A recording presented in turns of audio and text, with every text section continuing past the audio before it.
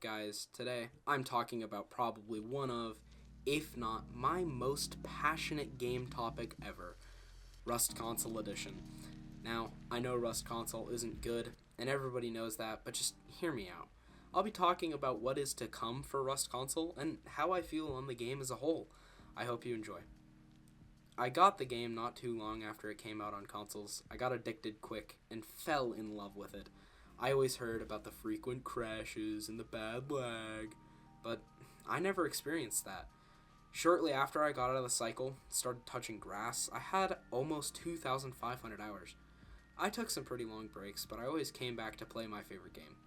But every time I'd come back from a break, I'd see something new they added, or read devlogs of stuff they were planning to add, and I couldn't help but feel that they were ruining my game. Focusing on monuments instead of fixing simple game bugs and issues, this was okay for me. Till about 2 to 3 years after the next-gen consoles came out, they kept releasing more monuments and guns that PC had just got. This was still okay for me, because I enjoyed the game. Sadly, it got old quick. There was no transport other than when they released horses and later down the road tugboats. It was just too slow. This is where the hold on old gem, in my opinion, became too much. To me, it felt like D11 was trying way too hard to keep the game in the old gen version, adding things that didn't make sense, like the tugboats, which PC had gotten earlier that year, keep in mind. They weren't adding the right updates, no minis or scrap helicopters, because the old gen version of the game couldn't handle it. It made the game feel slow and weighed down. I started getting burnt out faster and faster after each break. Stopped loving the game as much as I did, honestly. D11, in my opinion, hit a plateau on content, which was inevitable.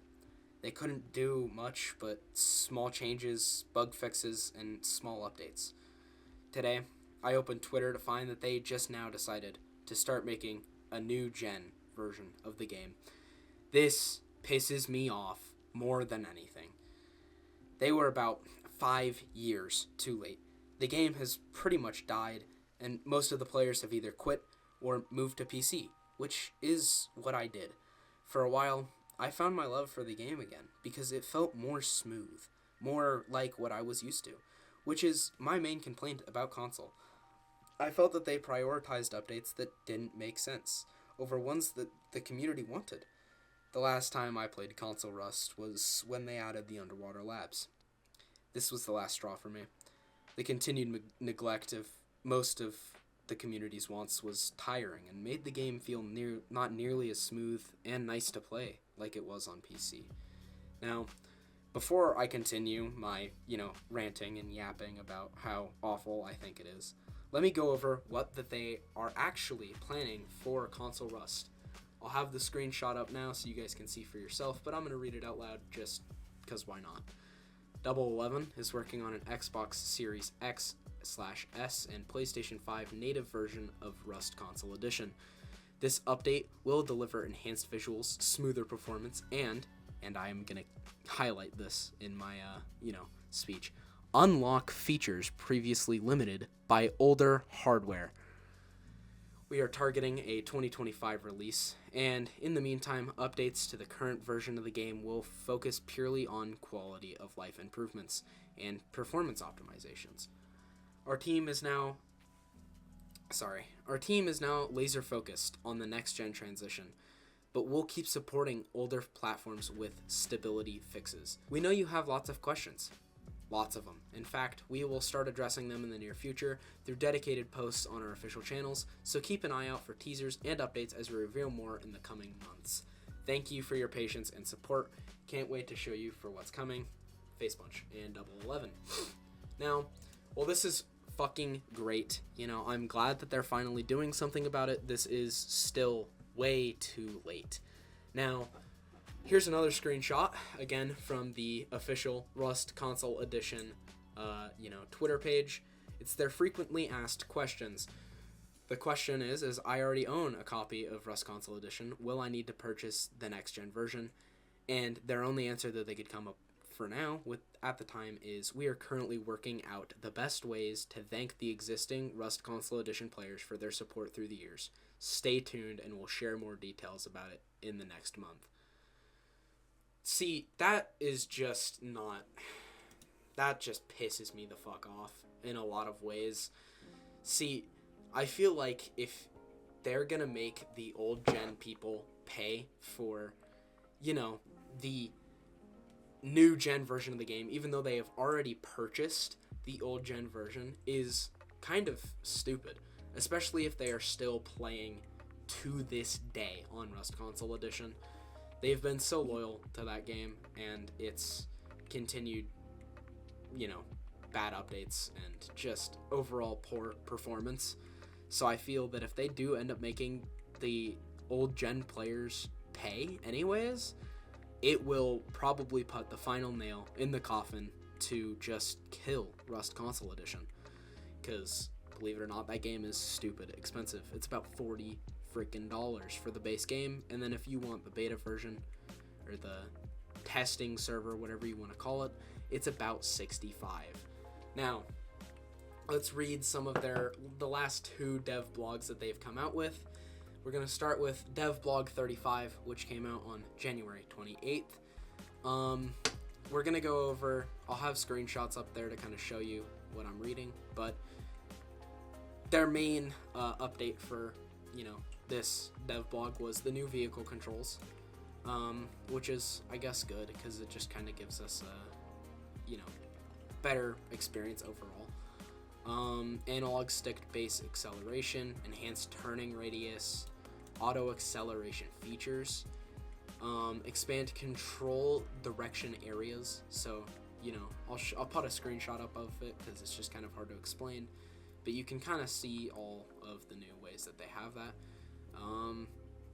The Combat Log 2.0, enhanced design and navigation, which is good, improvements aimed at making the interface more intuitive and user-friendly. These updates focus on improving navigation and readability for all players. Here's what's new. Diagonal navigation controls, improved row and column spacing. Now, this is probably the best thing that they've added in quite a bit of time. Invalids improvement. Now, I have a personal bone to pick because I've lost quite a few raid defenses just due to invaliding the person more than I should have. Following up from the invalids addressal in DevBlog 31, which is pretty much where they just say, we know what's happening and we're working on it, we've implemented adjustments aimed at reducing the occurrence of invalid shots in-game. These changes will go live in the latest updates, and the adjustments focus on improving the mechanics that caused invalid shots, ensuring smoother and more reliable hit detection. This is great. Fucking phenomenal. I love to see this coming out, because this is something that a lot of the community has complained about. And this is really nice, honestly. They came out with the fishing update, so, just a few minor changes. The grub worm stack is now 20. Just small things. You can read this all for yourself if you'd like. I'll have it linked down in the description. We're going to move over to DevBlog 36. So here we're going to kind of go over just what their latest thing has talked about that wasn't the new gen announcement. This is posted on February of 26, so about a month later. They fixed a lot of just, slight quality improvements and bugs. A lot of the UIs. They came out with a new custom map, which is a donut with a big lake in the middle, and that's it. They really just didn't come out with much. They fixed, crash fixes, building improvements. Sleeping bodies are now cold when logging off on Builder's Paradise servers. The roof placement distance update. When placing a roof facing towards the player, the roof placement will now have a valid distance of 6 meters to match with the Steam version of the game. Removed aim assist from the options menu. Aim assist was never active in the game. We have now removed it from the options menu to avoid confusion. That's, again, nice.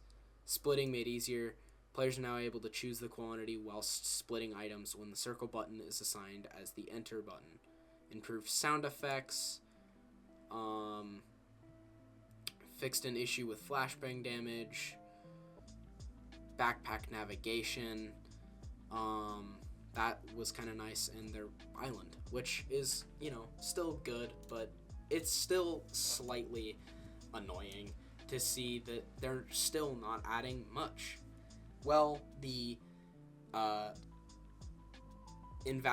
fixing the invalids is a very, very major thing that a lot of people have complained about.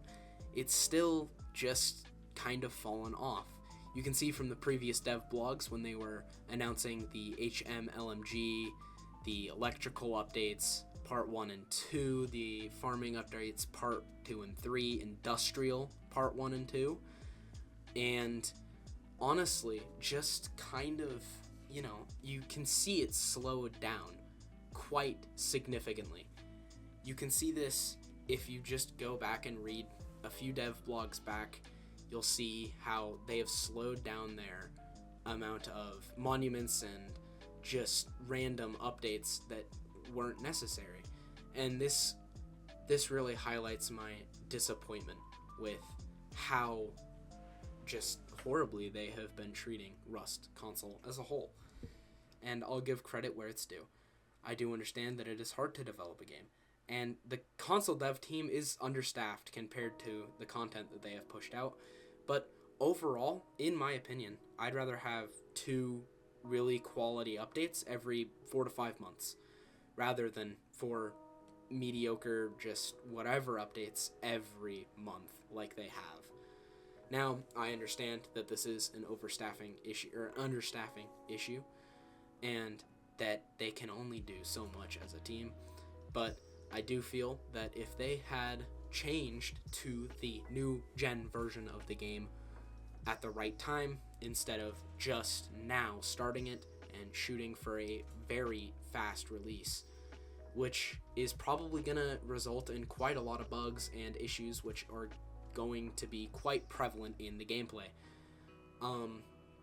I just feel that this is kind of the wrong move coming from the console Rust team, and as much as I do love the game, I'm sad that they are mistreating it in a way. I feel that we are headed in the right direction, but too late. Now, will I come back to play it if they make us pay for the new gen version? Absolutely not. I'm going to stick with my PC. But if it's free, I'll give it a shot, and maybe I'll upload, a status update for the PC. Something similar to this, just how I think the status of the game is, and, their shortcomings and their, what they're doing really good on at the moment. That'll probably be coming up in the next few weeks, and I'll probably be making one about the, state of console Rust again once the time comes and they have released more info for us to go off of. But for now, I'm done, honestly. My ranting has come and my yapping has come to an end. Thank you guys for watching. I really do appreciate it.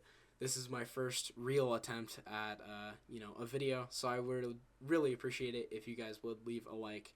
It would help my video get pushed out through the algorithm, which would keep my motivation to keep you guys updated on these types of situations.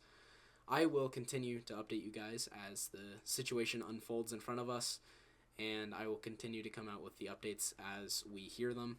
But other than that, thank you guys for watching. I really do appreciate it.